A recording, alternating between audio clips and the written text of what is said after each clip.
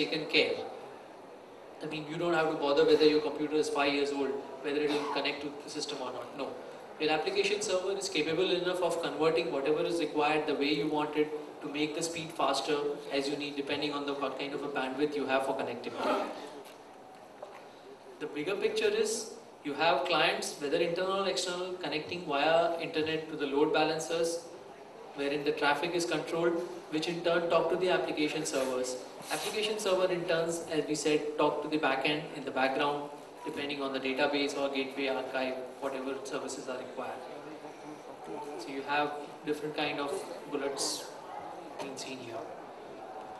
This being an overall cluster, so you can have this application running either on one single server or kind of many servers together, depending on how much load you are catering to.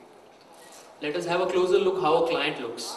A client has a monitor which shows you a list of patients and the text data, plus you have attached to it the monitors which have image data. Now you can either have a 3 monitor setup or a 2 monitor setup or a 1 single monitor to kind of show all these 3 things. So this basically is divided into list area and image area, I would say. This is how a list area would look. What kind of patient, what examination has undergone at what date and time at which place. It can be categorized, given different colors depending on the priorities or the user taste. Then the same area gets converted to a text area once you open a patient. So there you have all the necessary details which are required, which help for the reporting purpose, for the diagnosis.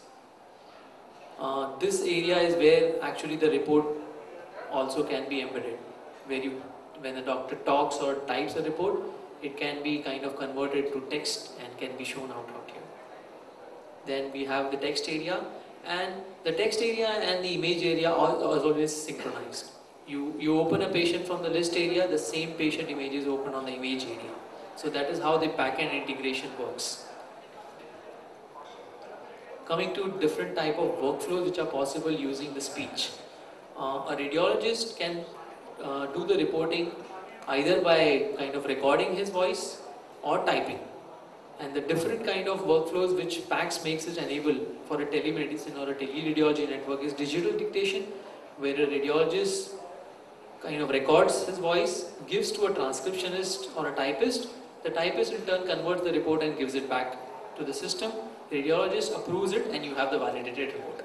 This is one kind of workflow. The other workflow you have is offline recognition. You have a radiologist who has the speech recognition installed on his system. He dictates the report, converts it into a text and gives to a transcriptionist. If there are any corrections, transcriptionist can make it and send back report to the radiologist, and finally he validates it. This is the second type. The third type, which incorporates everything and which is the most advanced what we have today, is the online recognition. A doctor just dictates the report, immediately he has text in front of him, he can correct it and just kind of give us print command and the report gets printed directly in the hospital, irrespective of where the radiologist is sitting. You can go one more step ahead in that, inserting a digital signature. So a digital signature also can be a part of this reporting and you can get it along with the report.